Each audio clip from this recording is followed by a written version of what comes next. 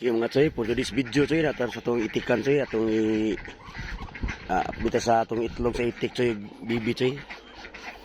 Okay, samahan niyo akong pumasok.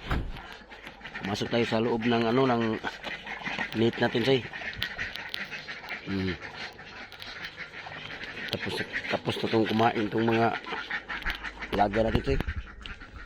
Yung choy, yung pitlogan ko choy, ganito lang choy. Lagyan ko lang ng carbo grass. Okay, nandito na itong itlog na siya choy.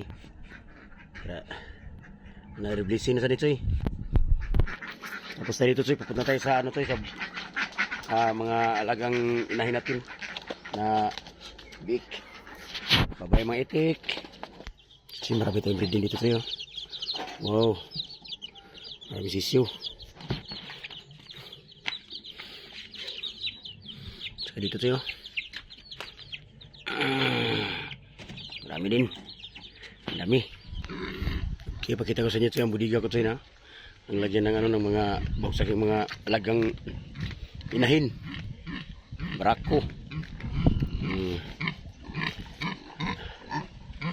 Okay choy. Wala na akong paglagyan nila choy kasi yung mga kulungan ko pultang na choy, pultang.